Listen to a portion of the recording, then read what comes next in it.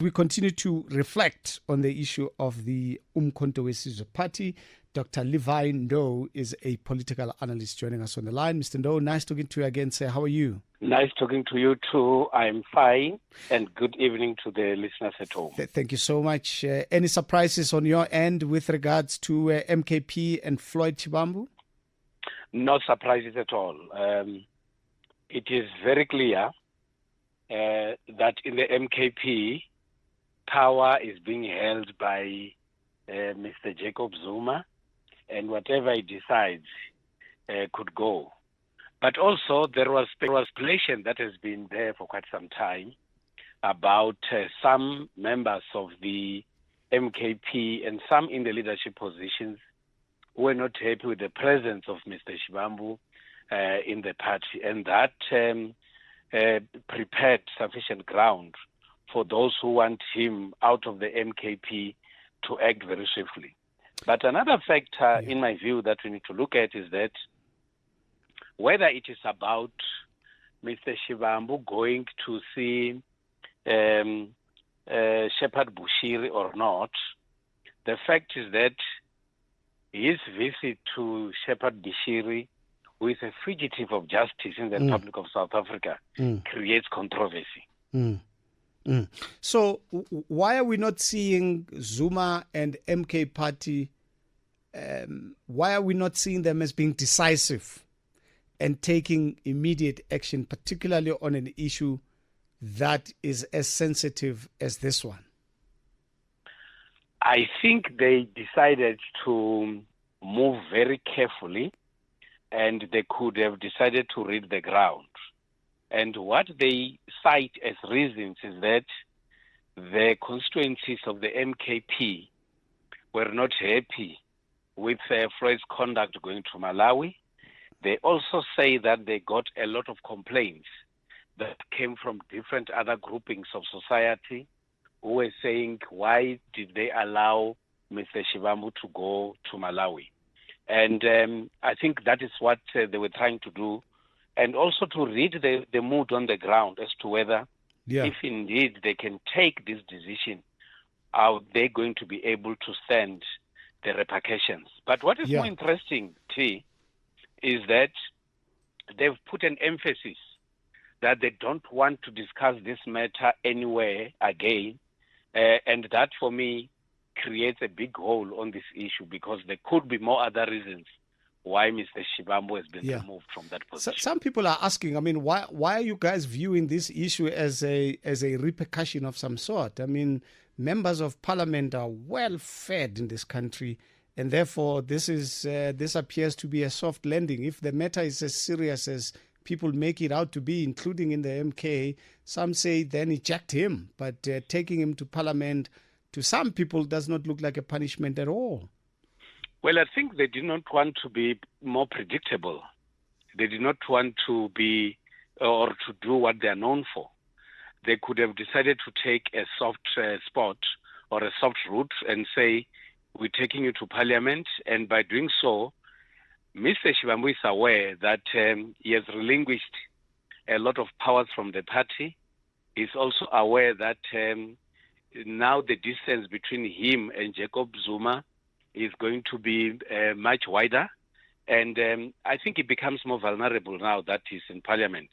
What I'm waiting to see is how is he going to relate with other MPs in parliament, because that could also create problems for MKP members. And some people are of the view that even in parliament he may not stay that long. That is the view that I would think of as well, because hence I said that they would have taken a softer route now, because they did not want to just dismiss him outrightly. But if indeed his relationship with other members of the party is not very strong, it could also be very easy for him to be removed also as an MP.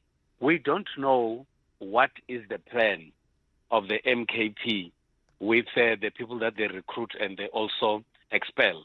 But what we do know is that decisions are taken at MKP and they are implemented, and no one is safe in that party. Wouldn't this not backfire, though? Because in the ANC, we learned of this terminology, the coalition of the wounded. Is this not the incubation within the MK party of the coalition of the wounded? They could have read the mood on the ground, firstly. And you and I had this discussion earlier that the MKP would easily recruit and invite people to join, but they also easily expel people from within their ranks. It could also be the case with Floyd Shivamvu, but they could have decided to say, let's not do it outrightly. Let's deploy him to parliament. Let's see how he responds, how he behaves, and also read the mood on the ground. If members of the MKP in their big numbers would not support this move, they can still raise their concerns, and then the MKP can still keep him there. If they feel that he should outrightly get removed even from parliament, they can still raise such concerns, and such can happen. But they've actually created a trend, and the trend is that if you complain to the MKP about certain individuals, the MKP is going to act, and what we're waiting to see is as to whether they're going to do the same with other people that the constituencies would be complaining about.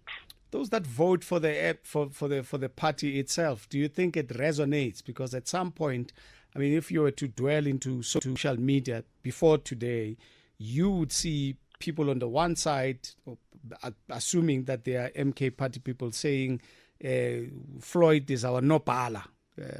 And then on the other hand, there was another brigade that speaks about him, him not staying long in that position because he's not deserving of it. To what sense does this, if at all, if there is clarity on your end, does it relate to the people that vote for the party? Does it change their opinion about the party, or is the focal point of MKP solely Jacob Zuma, no matter what happens beneath? I think that will depend on as to whether what we're seeing on the social media is actually genuinely coming from the voters, supporters, and members of the MKP. But if you recall, there was a letter which was referred to as fake, which was dated the 29th of May. And this letter was relinquishing Floyd Shivamvu of his responsibilities.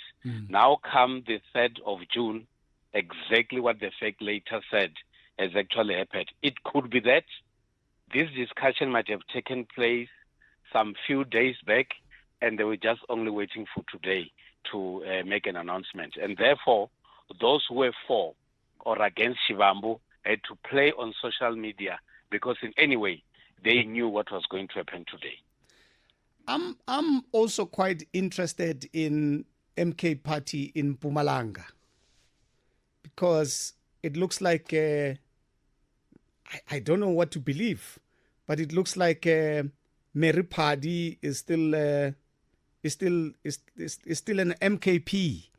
So I'm not too sure what then will happen to the convener. Most people are not too sure about the convener, Advocate Mkhwebane, who was appointed by the leadership, and Mary Paddy, because it appears as if there are two parallel structures in Mpumalanga.